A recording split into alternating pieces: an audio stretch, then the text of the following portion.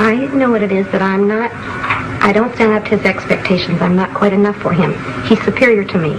Although I want this type of man, I'm afraid I won't have enough to attract him. Well, that's the first part of the sentence, and that might be a true one, because maybe he could be superior to you in some ways. Maybe he wouldn't be attracted to you, but that would never upset you if you were only saying that. I think he may be superior to me. Now, you're adding a second sentence to that, which is, if this is so, that would be awful. Well, not quite so extreme as that, because I've thought about that too. It's usually, I've missed my chance again, because when I want to become, if I want to show the very best of myself, because I think I have self-confidence and I have enough to offer. Yeah. But when I get afraid like that, then I show all the bad qualities. I'm flip, I'm so much on the defensive that I can't show my good qualities. And it's like, I missed my chance again. There was a good opportunity to be close to this man, and I loused it up again. All right, but even let's suppose you're saying that, and I think you really are, but you must be saying something else too, because if you were just saying, hell, I missed my chance again, you'd say, all right, next time I'll take advantage of what I learned this time and do it a little better. Now, you still must be saying, if you feel shame, embarrassment, shyness, there's something pretty bad about your error in missing your chance again. I don't know if this follows in context of what you're saying, but the thing I do feel is that I get suspicious then. Am I the type of woman that will only appeal to the ones that are not my type of guy anyway? Is there something wrong with me? Am I never going to find the kind of man I enjoy? I always seem to get the other ones.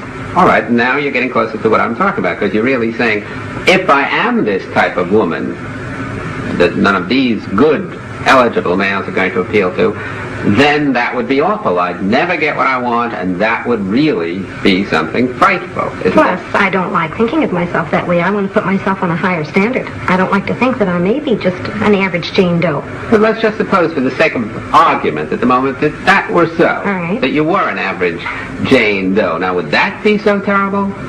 It would be inconvenient. It would be unpleasant. You wouldn't want it.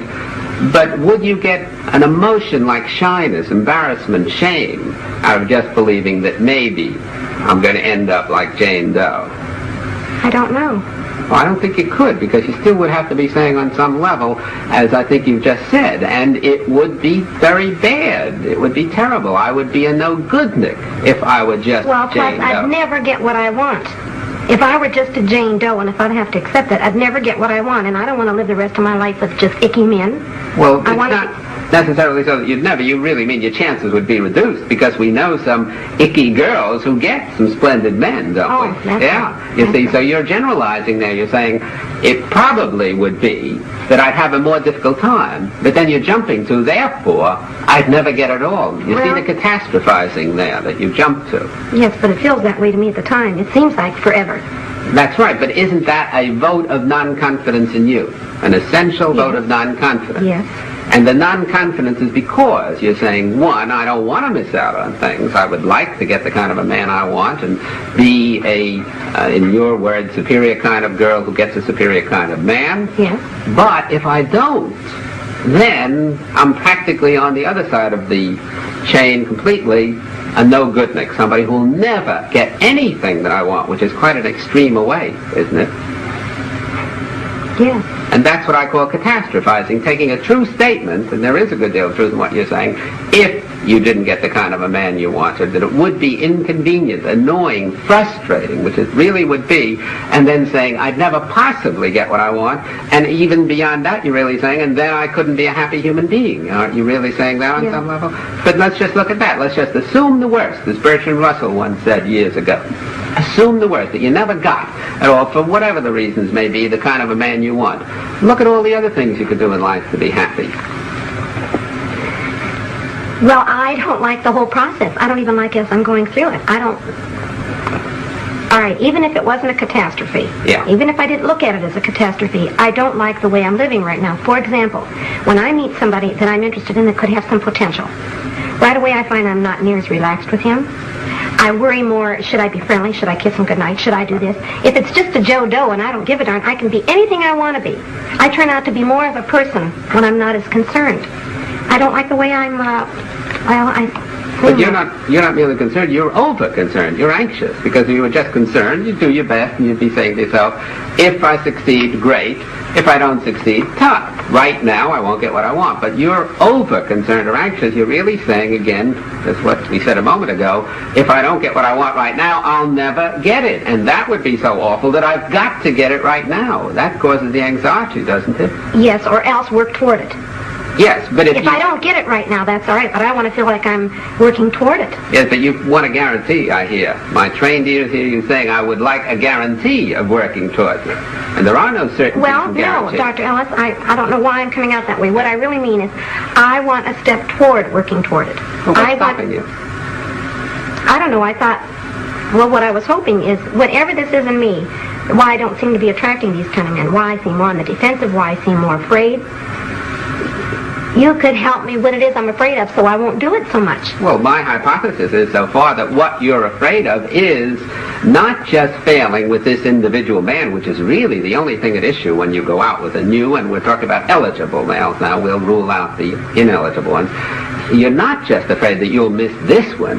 You're afraid that you'll miss this one, and therefore you'll miss every other, and therefore you prove that you are really not up to getting what you want, and wouldn't that be awful? You're bringing in these catastrophes. Well, you sound more strong at it, but that's similar. I feel like this is silly if I keep this up. If you keep There's something I'm doing not to be as real a person with these men that I'm interested in. That's right. You're defeating your own ends by... I've done it again. Right. If I weren't so doggone anxious about trying to hook this guy, I could be more real. He's going to enjoy me more if I'm real anyway.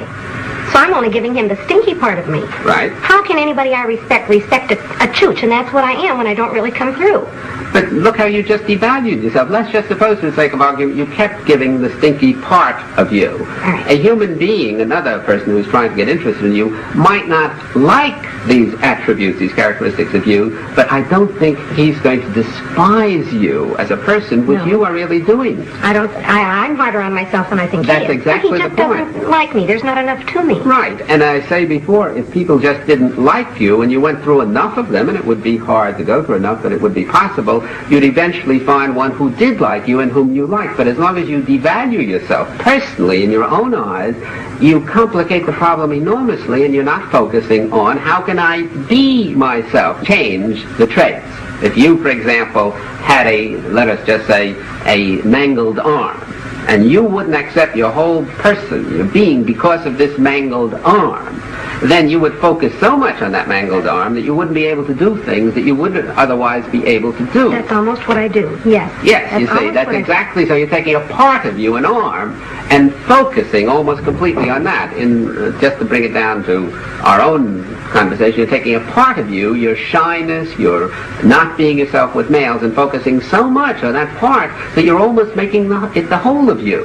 And you get an awful picture of your total self because of this defective part, and we're assuming, you and I, that it is defective. We're not glossing over and saying, no, you're doing all right. You're not doing that well. Right. Now, if you could accept yourself for the time being with this defective part, with these attributes, and not beat yourself over the head, as I feel you definitely are doing, then it becomes a relatively simple problem to work and practice against this negative attribute. In other words, let's get back to that now, how to be yourself. Let's just suppose for the moment that you really were fully accepting yourself with your failings. All right. You know you're going to go out, and you know you're going to screw up with the next man after that in all probability, but you're saying, all right, I have to go through a learning process. That's too bad. I won't be very good during this while, but I'll do it just as I would at ice skating, where I'd have to fall on my neck for a few times before I learned to ice skate. Okay, now let's suppose that. Then, if that was so, if you were really accepting you go out, take the risks of being you. Because after all, if you do win one of these men, you have to be yourself. You're not winning them for a day. You're not winning them for an affair. I assume you want to marry one of these individuals eventually and be with them on a long time. But mostly a long relationship. I don't think so much of marriage. It's a long relationship. All right, a long relationship in the course of which you couldn't act. So we don't want to give you some acting well that he'll later find out was a role-playing sort of thing. Yeah. So you have to eventually be yourself. Now, if you really weren't so disturbed about these current failings of yours, you could go out and be this self of yours. Ask yourself, what do I really want to do with this man to help enjoy him and have him help enjoy me? Because that's the basic function of life, enjoyment, which we tend to lose. And you'd force yourself to take the risk of being that. Because if you succeeded, great. If you failed, too bad. Either you're not for him, or he may even not be for you. Because don't forget, you said before, when these men reject you, you assume right away it must be my doing and my fault. You know, they may not be your cup of tea, and you may not be their cup of tea, and it's nobody's fault. It's just true incompatibility. Well, it could be, yes. You see? Yes. So if you would really accept yourself as you are, and then force yourself, and if you were one of my regular patients, I would give you this homework assignment and then check up on you to see whether you could force yourself to open your big mouth and be you for a while, even though it hurt with these males. You would find that you would start being yourself and gradually lopping off these inefficiencies, which incidentally are the result of not being you, but watching yourself from the outside while you're trying to be you, which is almost impossible, because you can't spy on yourself and still be yourself very well at the same time. No, but it would become like a habit. After a while, if you took the risks and forced yourself to, as I said, open your big mouth, and even though you thought, maybe it'll come out badly, maybe he won't like me, maybe I'll lose him completely, and so on and so forth, then you'd start swinging in the groove and being what you want to be, and I would almost guarantee that you'd become more practiced and less inefficient, especially in terms of the shyness, because you wouldn't be focusing on, oh my God, isn't this awful how bad I am? You would be focusing on what a nice individual this is, and how can I enjoy him, which is the focus. Well, usually my focus is the opposite way. Right. How can I be more attractive to him, and how can he be pleased by me? Because underneath, if I am not, then I cannot enjoy myself. I refuse to accept myself unless I attract and win this good individual. Isn't that what you basically Yes, say? and I even go further, Dr. Ellis, when there is one of these men I come in contact with, and I find that I want to cultivate more of a relationship. Well, if he accepts me and we're going along pretty great, I find myself constantly on the defensive, constantly watching the way I sit, not drinking too much, the whole time, instead of just relaxing and saying he'll either like me or he doesn't. The motion psychotherapy, you're giving a very good illustration of why other directedness doesn't pay. Because if you really are defining yourself in terms of others' estimation of you, then even when you're ahead of the game and you're winning them, you have to be saying to yourself, will I win them today? Will I win them tomorrow? Will I keep winning them? And you're always focused on, am I doing the thing to please him? And you never are yourself. You never have a self. While if you're saying, what do I want to do in life? There must be some human beings who would like me the way I am. Let's see if this is one of those human beings. Then that's the only way, isn't it, that you can be. You see? Yeah. Now, we haven't got too much time now, so let's try to get it off on a constructive note of more concretely what you can do. You asked before where you can go, how you can meet new people.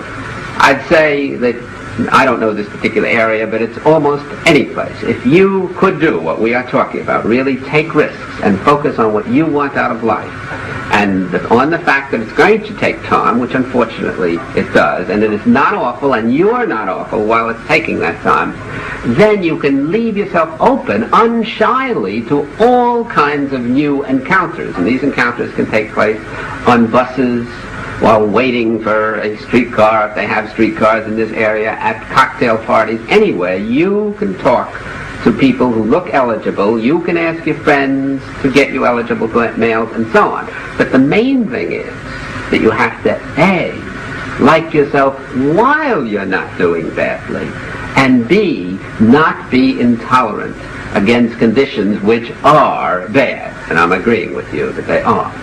Now, as I said, I would give you, if you were a patient of mine, the homework assignment of deliberately, very deliberately going out and getting yourself into trouble. In other words, taking the most eligible males you can find at the moment and forcing yourself, risking yourself to be you.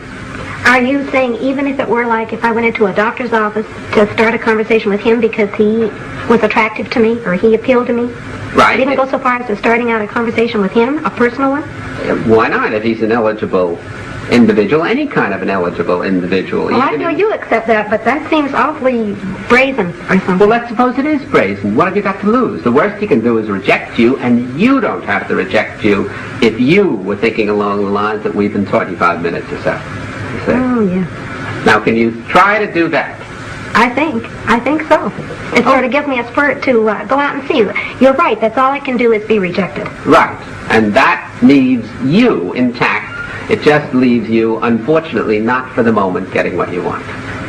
So you try the one you've already read, and I'll be very interested in finding out what happens. Oh, I'm excited about it. Well, it was certainly very nice meeting you, Gloria. Thank you, Doctor.